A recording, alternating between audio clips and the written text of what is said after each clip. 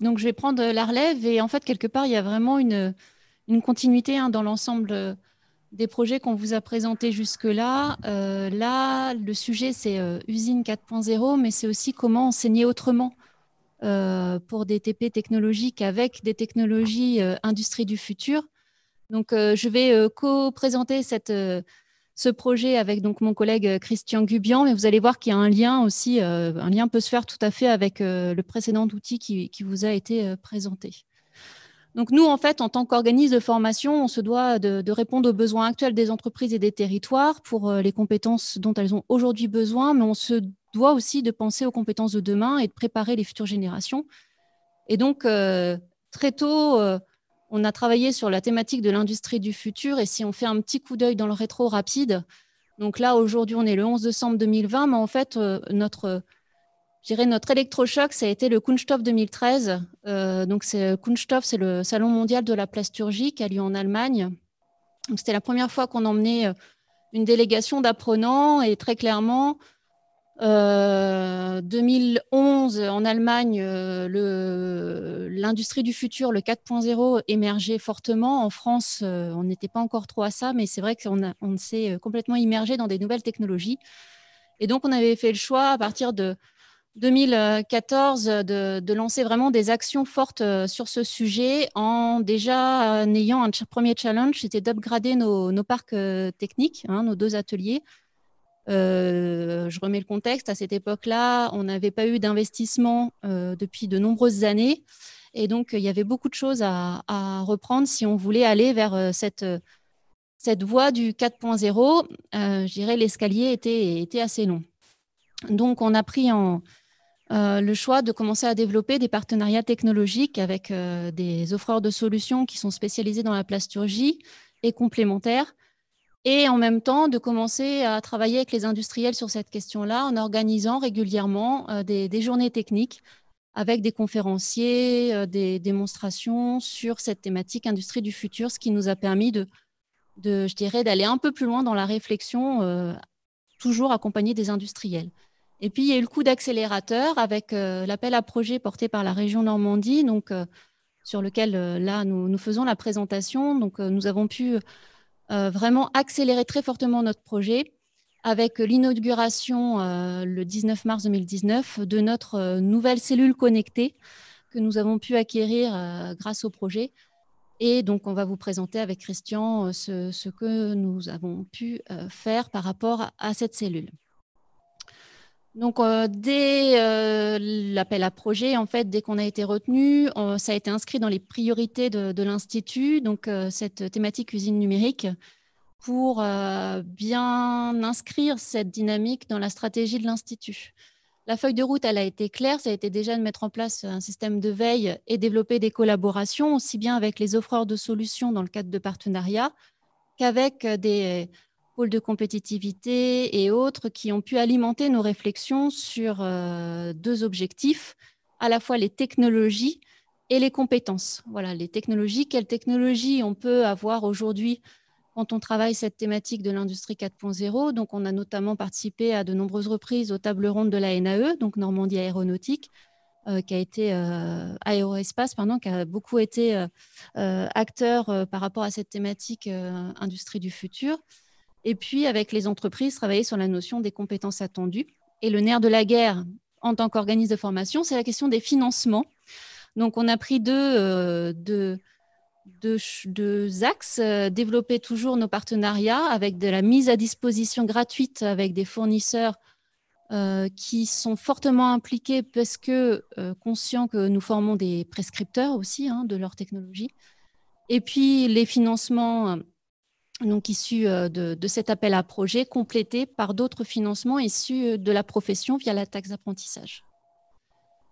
Donc, la première phase, ça a été de définir en fait quels allaient être nos axes prioritaires du 4.0. Donc, le schéma que vous voyez à gauche, en fait, c'est un schéma qui a été beaucoup repris quand on parle de l'industrie 4.0. C'est le spectre de base, en fait, qui a été établi par les Allemands pour cette voie de l'industrie du futur. Et donc, nous, il a fallu nous positionner et faire des choix. Donc, en fait, on a fait les choix. Donc, ce que je vous dis, c'était issu des différentes réflexions dans le cadre des collaborations.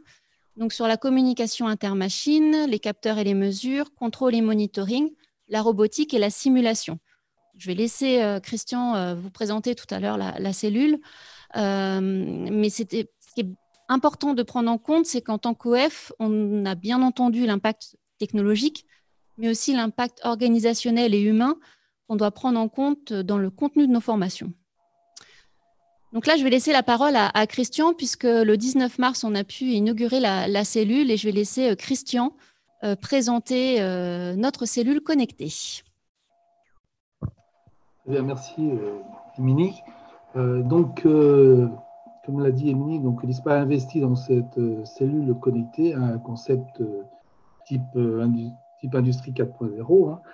Donc, cette unité de production, en fait, fabrique des règles loupes 10 couleurs en plexiglas. Et pour réaliser ce produit, cette unité est composée, comme vous pouvez le voir un petit peu à l'écran, je ne sais pas si c'est bien lisible, mais en tout cas, je vais vous la présenter. Donc, une presse full électrique, bimatière, sur lequel est monté donc un moule rotatif qui est équipé de capteurs de pression et de température.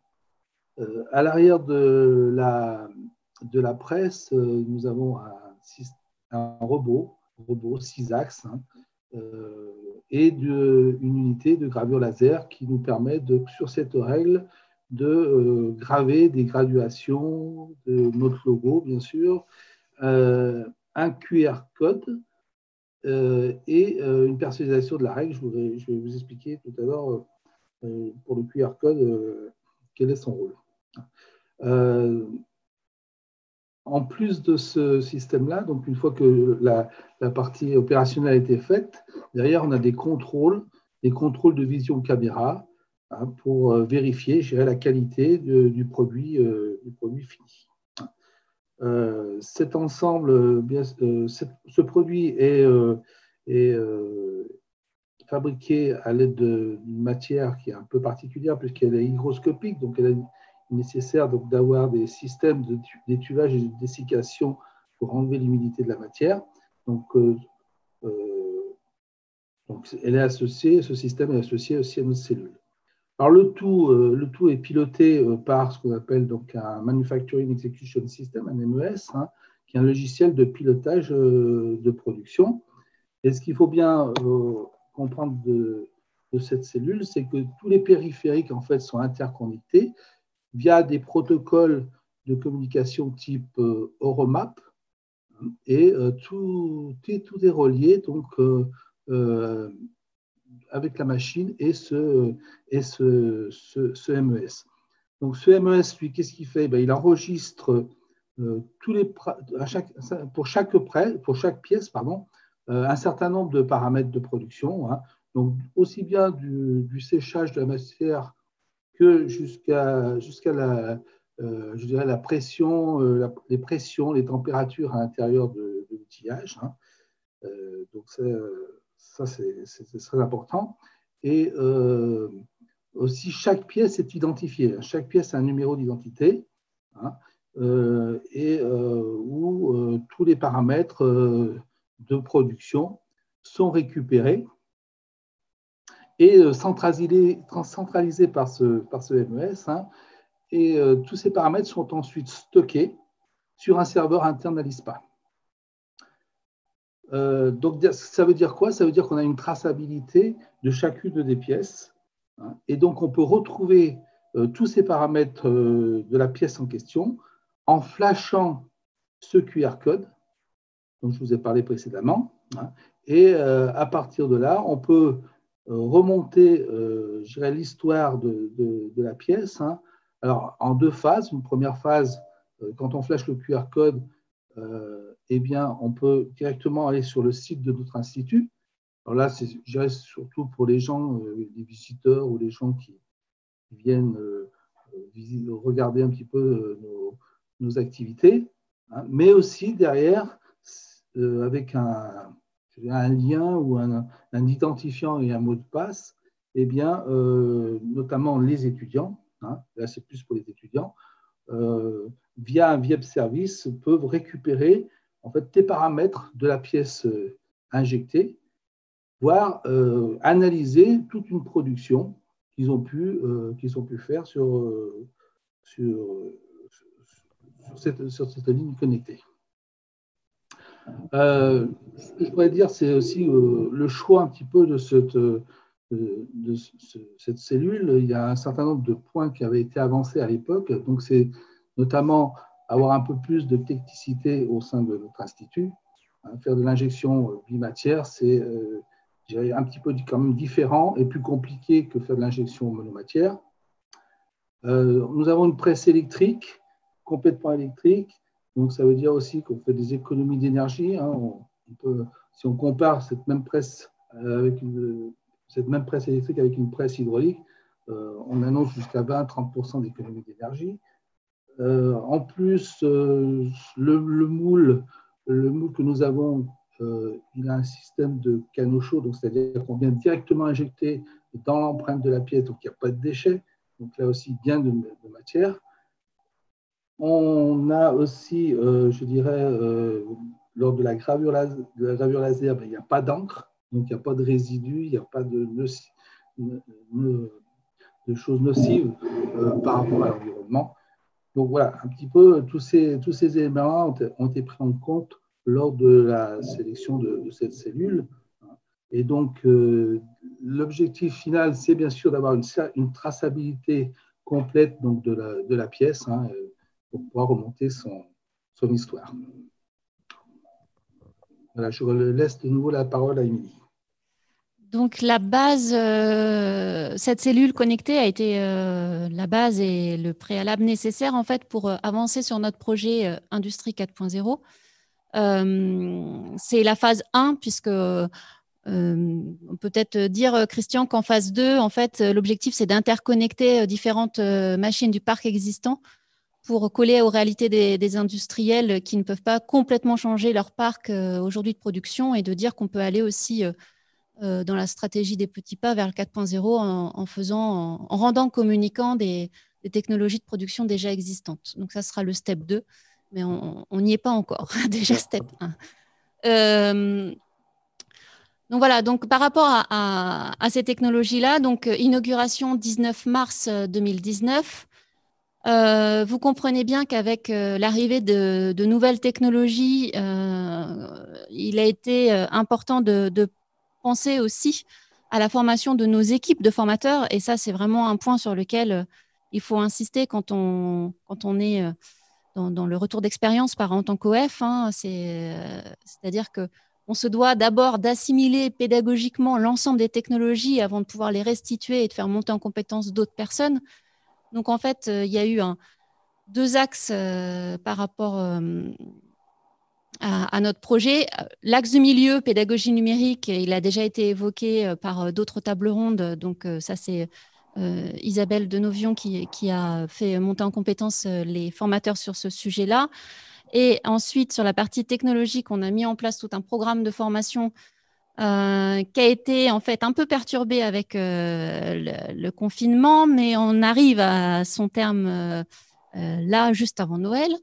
Et on a également de front en fait développé l'approche par compétences, puisque l'objectif de ce projet, c'est aussi d'arriver à des briques pédagogiques, donc des unités de formation qui pourront être exploitées en formation tout au long de la vie, donc soit pour des apprenants, par exemple des apprentis, mais aussi des salariés ou des personnes en reconversion professionnelle. Et donc, on se doit aujourd'hui d'avoir l'approche par compétences. Donc, on s'est dit, quitte à penser de nouveaux contenus pédagogiques, autant mettre en place directement cette approche par compétences.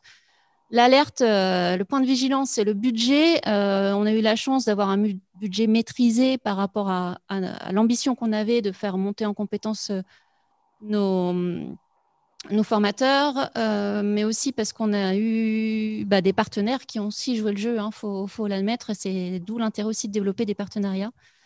La difficulté, c'est le temps et la disponibilité. Quand on est OF, c'est comme ce que disait Karl tout à l'heure. L'entreprise, elle, son but premier, c'est de produire. Nous, en tant qu'OF, notre but premier, c'est de former. Donc, il faut intégrer en fait le temps de formation de nos formateurs. Ça, c'est vraiment un point de vigilance. Ce qui nous a amené à réfléchir donc sur en fait une nouvelle approche et une capitalisation des formations pour faciliter aussi l'onboarding. Donc, c'est l'intégration en continu quand on gère des turnovers aussi de formateurs, l'intégration en continu de nouveaux formateurs. Et donc, comment on capitalise sur la formation suivie sur le plan technologique. Donc voilà, donc après l'objectif, c'est traduire sur le plan pédagogique l'ensemble de ces nouvelles technologies. Donc on a mis en place une cartographie de compétences qui va continuer à évoluer avec toujours cette approche par compétences grâce aux discussions avec des entreprises et associations de filières, pôles de compétitivité, etc.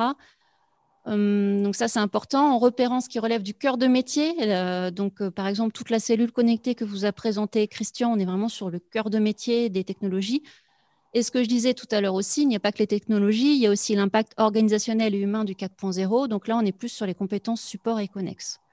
Donc ça nous a amené en fait à réfléchir à de nouveaux modules de formation. Donc on a bien avancé et notre souhait, c'est de pouvoir le déposer auprès de France Compétences en 2021, soit au répertoire spécifique dans le cadre de blocs de compétences spécifiques, voire même sur une nouvelle formation complète au RNCP, donc au répertoire national des compétences professionnelles, pour en fait pouvoir diffuser complètement de nouvelles formations sur cette thématique. Donc le travail n'est pas fini sur ce sujet-là, on est au début, Christian et puis l'ensemble, enfin plusieurs formateurs vont être d'ailleurs associés pour créer ces formations. Également nos partenaires, parce qu'ils ont vraiment l'expertise. Par exemple, si on parle de robotique, de polyarticulé ou de cobotique, on a des partenaires pour nous aider. Et puis, on a aussi réfléchi avec Christian pour redesigner nos TP voilà, sur comment aujourd'hui on peut former autrement sur les technologies. Donc, je vais justement donner la parole à Christian, puisqu'il va illustrer en fait à la fois l'approche par compétences avec une illustration par rapport à l'utilisation de la cellule. Voilà, donc effectivement, donc sur ce slide, vous avez ce cheminement par compétences. Donc, on a pris l'exemple suivant, savoir démarrer la ligne connectée avec l'aide d'un manuel d'utilisation.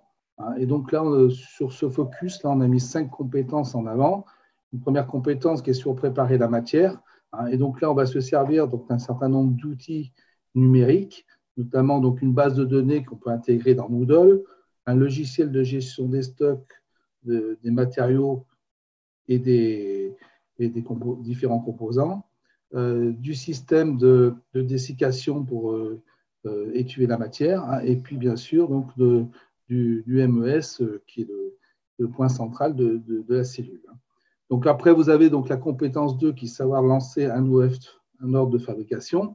Là, les outils utilisés ont toujours donc le MES Cyclade, la presse, les systèmes de régulation de l'outillage, les aspirateurs qui permettent de monter la matière dans la machine, et puis l'outil qui permet de fabriquer le produit.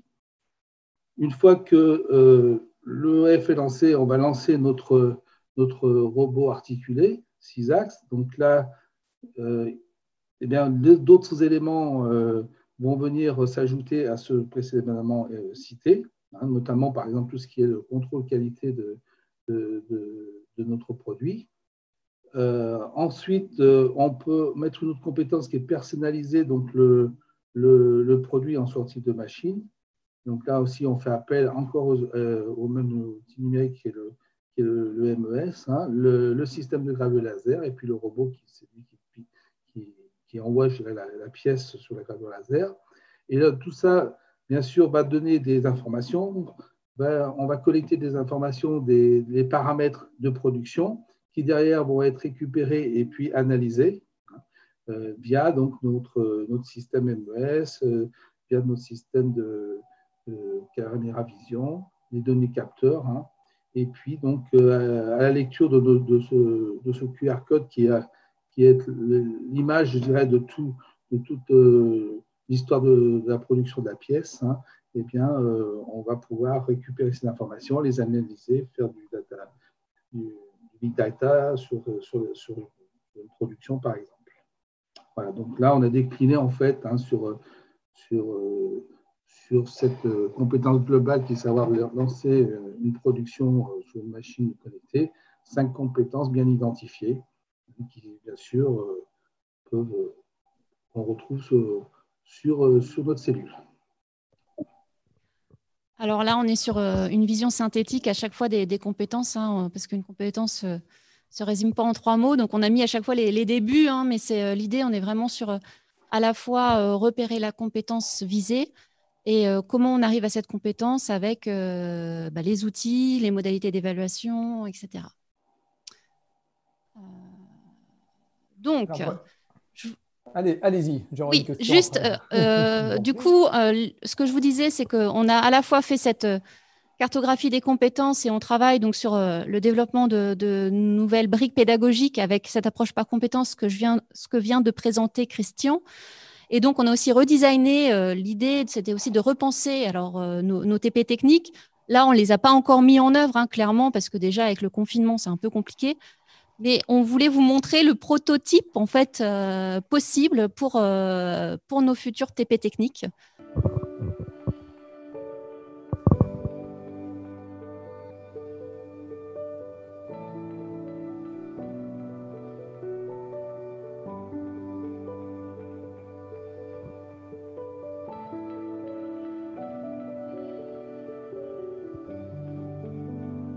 Donc l'objectif, en fait, ça a été de se dire il faut que les apprenants, pour optimiser le temps de présence en atelier, commencent à découvrir d'abord les choses avant.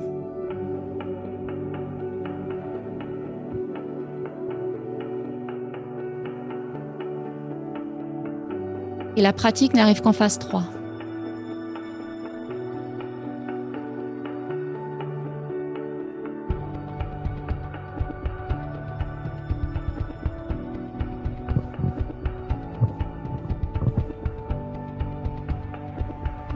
Là, le fameux QR code dont parlait Christian tout à l'heure, qui est vraiment au cœur de la solution, qui nous permet de reprendre les données du TP, en fait. Et donc là, on peut très bien imaginer une remédiation en salle ou en classe virtuelle. On reprend les données du TP, ou alors on revoit, par exemple, un point qui a été problématique. Et on voit collectivement les solutions à apporter. L'idée, c'est d'avoir aussi une étape de validation des connaissances qui complète la validation des compétences sur le terrain. Et la dernière phase, en fait, c'est pour aller plus loin, en autonomie, donc de chez soi ou en entreprise, avec notre plateforme pédagogique, proposer des ressources complémentaires pour permettre à la personne de poursuivre son apprentissage. Et ça, c'est la phase importante, donc de formation des formateurs. Notre objectif, ce serait de mettre en place ces fameuses remédiations collectives où on partage nos connaissances et de mettre en ligne une bibliothèque de ressources pour permettre en fait la formation en continu des formateurs sur les nouvelles technologies du 4.0.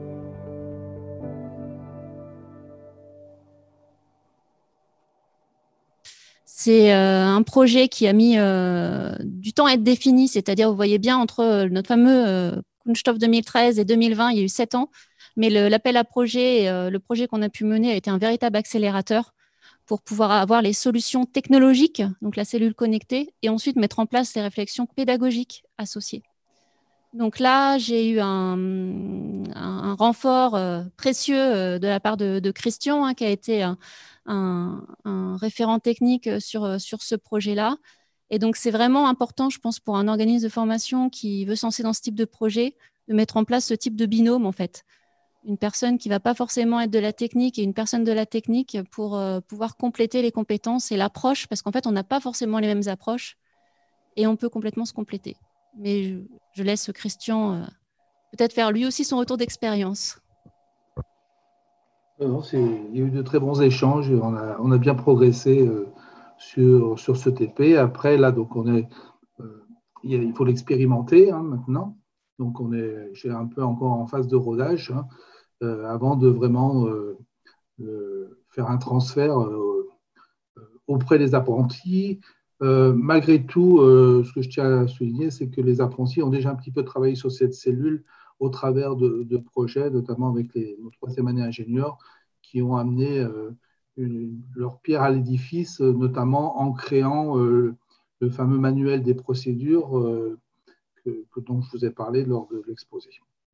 Et donc, on continue au travers de projets, à associer nos apprentis sur cette cellule. Hein. Et donc, je veux dire, on est en phase de rodage là. Maintenant, on va passer très prochainement, au printemps prochain, je pense, à l'étape où vraiment déployer le TP. Et on est prêt à répondre à vos questions.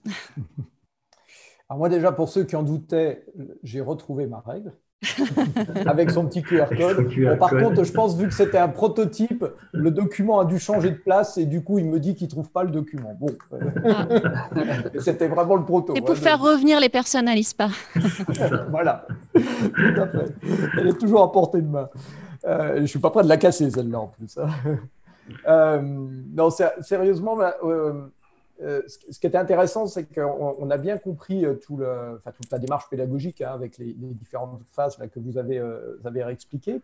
Et en fait, en vous écoutant, je m'interrogeais si effectivement le bénéfice pour l'ISPA n'était pas autant, peut-être que j'ai mal compris, mais est-ce qu'il n'est pas autant dans justement cette nouvelle pédagogie qui peut être déployée et sur le niveau de technicité que vous pouvez vous annoncer ou démontrer vis-à-vis, j'imagine bien évidemment des apprentis, mais également des entreprises, puisqu'on est un peu sur, je crois que Christian le disait tout à l'heure, hein, sur vous avez utilisé le terme d'injection bimatière, hein, si j'ai bien retenu, qui est effectivement une des technologies les plus complexes, si j'ai bien percuté.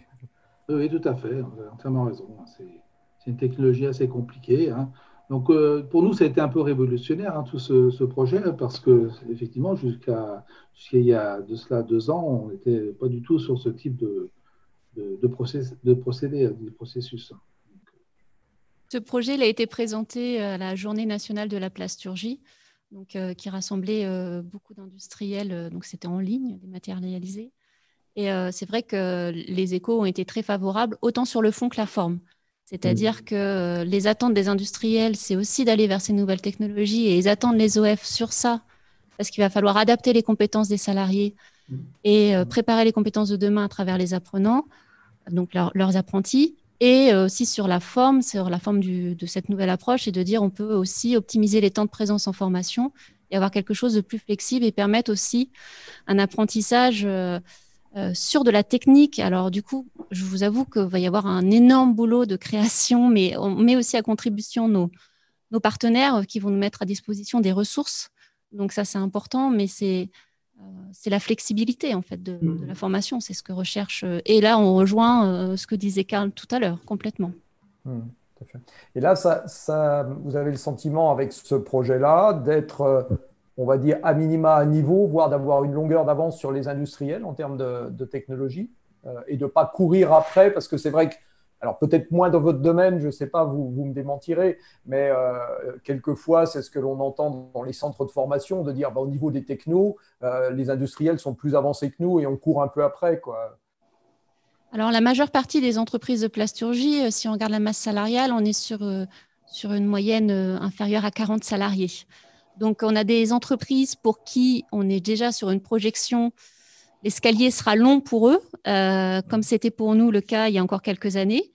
Et par contre, vous avez des grands groupes qui vont être très avancés.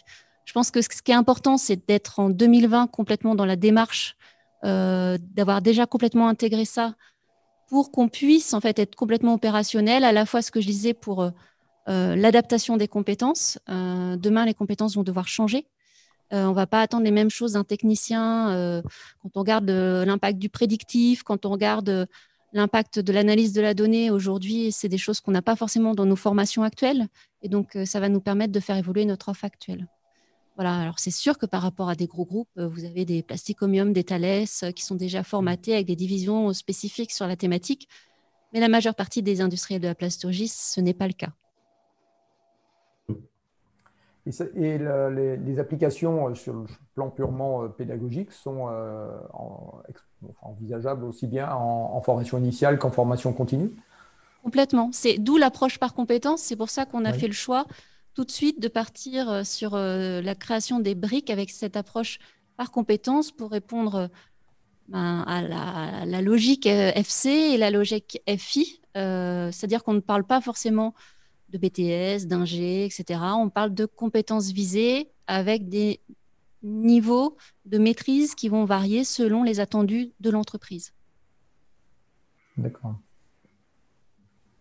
Donc, par exemple, ce que vous a présenté Christian, c'était plus sur un niveau de découverte et je dirais, dans les premiers steps de compétences. Et puis après, là, on travaille sur le travail est déjà commencé pour un autre projet. On est plus sur de l'expertise process. Et là, on sera sur un paramétrage très fin.